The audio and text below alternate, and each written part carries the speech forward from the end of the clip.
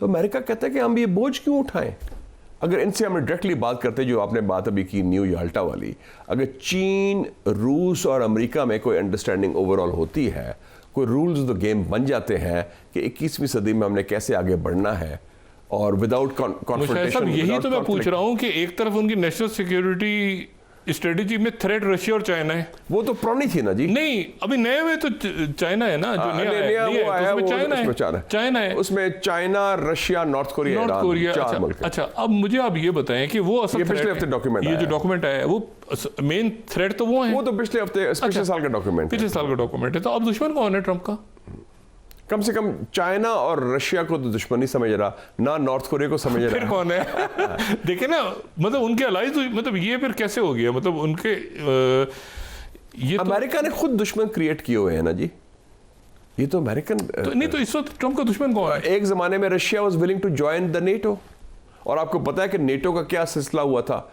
9 अक्टूबर 1990 अमेरिकी वजीर खारजा James baker Mikhail Gorbachev को कहता है कि आप एग्री कर जाएं जर्मन की यूनिफिकेशन का, और नेटो का हम वादा करते हैं कि NATO will not expand 1 inch eastwards, 1 inch भी मशरक की तरफ नहीं जाएगा।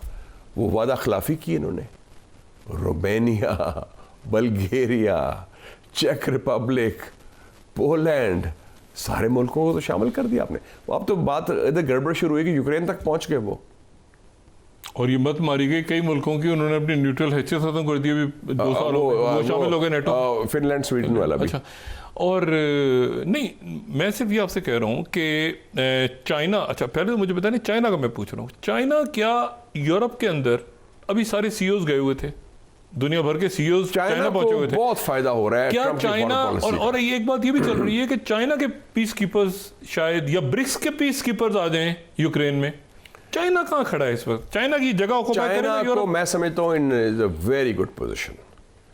चाइना का अमेरिका उनसे ताल्लुकात चाहता है, और अभी पिछले हफ्ते हुआ है, चाइना का हर साल होता है चाइना डेवलपमेंट फोरम, उसी की बात। हाँ, मैं 4-5 साल पहले मैंने उसमें खिताब भी किया था। अच्छा। और जो 2021 का हुआ था। अच्छा। और वो था 50 years of Kissinger's visit to China. अच्छा। तो एक तरफ अमेरिका से था डॉक्टर हेनरी किसिंजर। अच्छा। तो मुझे पाकिस्तान से दावत दी गई कि आप बताएं कि कैसे पाकिस्तान ने रोल अदा किया। मैंने बताया foreign policy general Yahya Khan का रोल, सुल्तान महमूद खान साहब हमारे फॉरेन सेक्रेटरी थे, और आगा हिलाली साहब थे। मैंने बताया कि वो हैंड रिटन नोट्स लिखता था जनरल याया, कोई टाइप रिटन नहीं होता था, और एक डीजी फॉरेन ऑफिस का अपनी ओवरकोट के अंदर, जेब के अंदर वो एनवेलप लेके जाना, उसका काम होता था तुमने डिलीवर करना है हेनरी किसिंजर को, कि ये है कि किसी को पता ना चले, कोई no signal chat, no signal chat. 3 लोग सिर्फ, general Yahya Khan Pakistan president at that time, Sultan Mahmood Khan foreign secretary, Agha Hilaly जो आगा शाही साहब के बड़े भाई थे, एम्बेसडर इन Washington.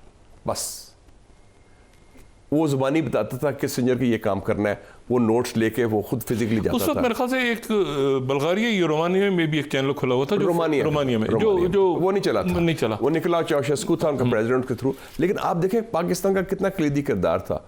No intelligence, no foreign office का इंस्टीट्यूशनल रोल नहीं था, आपने सारा काम कर दिया है। अमेरिका तो बड़ा उनके लिए, और निक्सन ने कहा था कि ये सबसे सिग्निफिकेंट कम्युनिकेशन आई है, जो याया खान ने कहा ना कि किसिंजर को रिसीव करेगा माओ ज़ेडुंग और चो एन लाई, तो उसने कहा कि ये सेकंड वर्ल्ड वॉर के बाद मगर इतनी बड़ी चाइना ने ताइवान को आउट करवा दिया। देखें ना, उसके बदले ताइवान को यूएन से आउट करवा दिया, यूएन से उसका वो अमेरिका ने उसको डिच कर दिया, डिच करके वीटो वो चला गया चाइना के पास। चाइना तो अब भी फिर डिच करने को तैयार है अमेरिका, याद रखे। वो तो चाइना की स्वाबदीद है, वो कब्जा नहीं करेगा, हमला नहीं करेगा ताइवान पर। चाइनीज एक सिविलाइजेशन है, वो इस तरह नहीं ये जल्दबाजी में फैसला करते और बड़ा कब्जा करो, काबू करो।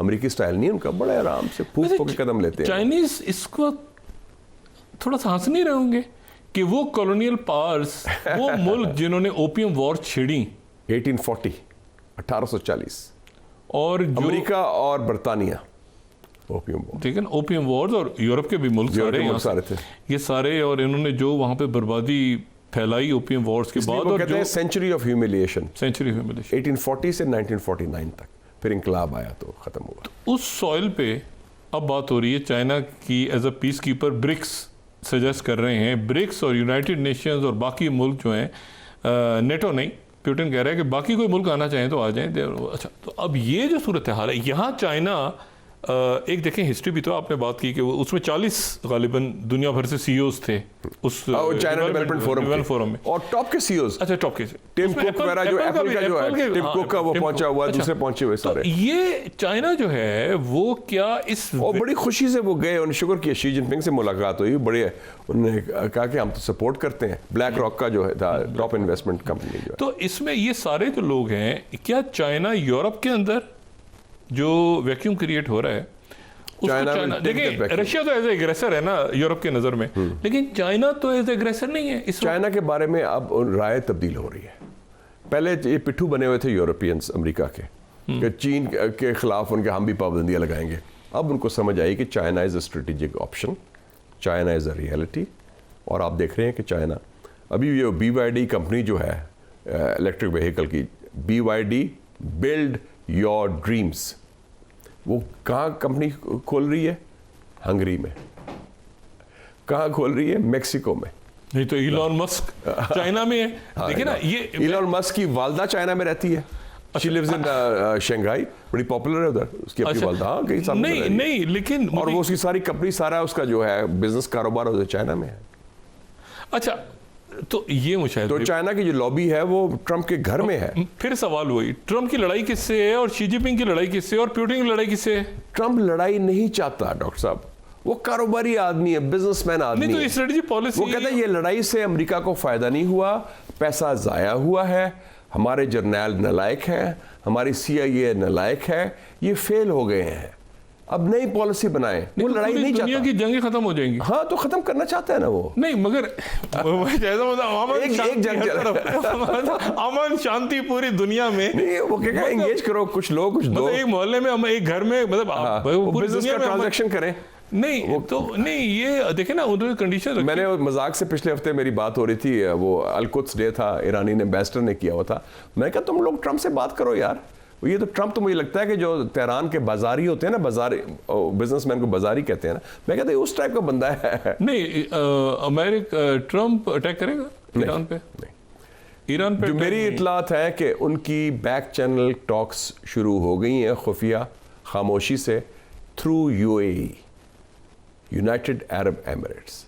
उन्होंने कहा कि हम बराह रास्त नहीं बात करेंगे, ईरानियों ने कहा है, क्योंकि हम इत्मीनाद नहीं करते अमेरिका पर, लेकिन इनडायरेक्टली देखिए ना, इस कमरे में वो बैठे होंगे ईरानी, दूसरे कमरे में अमेरिकन बैठे होंगे, और इधर से वो UAE का बंदा आएगा, वो आपसे पेपर लेगा, ये बात करेगा, फिर वो जाके करेगा। जो हमारे जिनीवा में हुआ था, जिसे कहते थे प्रॉक्सिमिटी टॉक्स, आपको याद है ना कि पाकिस्तान के टॉक्स शुरू हुए थे काबुल रजीम के साथ जिनीवा में, डिएगो कॉर्दोवेज वगैरह, 1985, 86, 87 मुआहदा भी हो गया था, जिनीवा अकॉर्ड जिसे कहते हैं। वही थे ना प्रॉक्सिमिटी। हमने कहा हम काबुल रजीम को तस्लीम नहीं करते, लेकिन हम जिसका नजला फिर जुनीजो साहब के ऊपर, हाँ, और उन्होंने कहा कि हाँ, हम विल साइन द एग्रीमेंट। तो उसके बाद अच्छा, नहीं, मैं आपसे सिर्फ ये पूछ रहा हूँ कि आप कह रहे हैं कि ईरान पे अटैक नहीं होगा। नहीं होगा। अच्छा, और ईरान पे अटैक नहीं होगा तो इस दौरान एक नई पावर आ गई है सामने, और वो है हुतीज। अच्छा, हुतीज जो हैं वो उधर एक वैसे बड़ा एक मतलब शर्मनाक सा मामला है कि USS हैरी ट्रूमन आता है, वो उधर स्ट्राइक करता है। एक तो मैंने 3-4 लोगों से पूछा, मुझे कोई तसल्ली नहीं हुई इसको जवाब सुन के कि ये USS हैरी ट्रूमन क्यों आता है, ये डिगो गार्सिया से क्यों नहीं करते जैसे अफगानिस्तान पे और इराक पे हुआ। वो चाहते हैं कि फिजिकल प्रेजेंस से रो पड़े हमारा। नहीं, रो तो होती आगे से बेनगोरियन को वो अटैक करते हैं, उधर अटैक हर दूसरे दिन। कल भी अटैक इजराइल के अंदर हुआ। बेनगोरियन जो है ये फैसलाबाद का घंटा घर बन चुका है, इसको इधर से भी उधर से उधर बेनगोरियन वो सायरन बजते रहते हैं सारा दिन। देखिए ना, 2 कौमें मुसलमानों की ऐसी हैं, एक अफगान और एक यमनी, दोनों बड़ी प्राउड कौमें हैं, हिस्ट्री भी है उनकी, और लड़ना जानती हैं। They may be poor but they are proud, और उन्होंने शिकस्त दिया है साम्राज्यों को, अफगानिस्तान, बरतानिया हो, सोवियत यूनियन हो, अमेरिका हो, और यमन ने भी देखा आपको याद होगा कि 2015 के बाद नहीं, नासर ने जब सिविल वॉर हुई थी 60s में, इमाम बदर थे एक तरफ और एक तरफ वो अब्दुल्ला अल सलाल था, उनकी जंगें हुई हैं, इन्होंने ट्रुप्स भेज दिए, मिस्र ने फेल हो गए थे, दे फेल्ड, सबड्यू नहीं कर सके थे। तो ये दमंग लोग हैं बड़े, सिविलाइजेशन बड़ा पुरानी है। बल्कि आज ही मेरी ईद की पार्टी थी तो यमनी एम्बेसडर से बात हो रही थी, मैंने कहा आपकी तो 5000 साल पुरानी मलका सबा से सिविलाइजेशन है, कॉफ़ी आपके मुल्क से शुरू हुई थी यमन,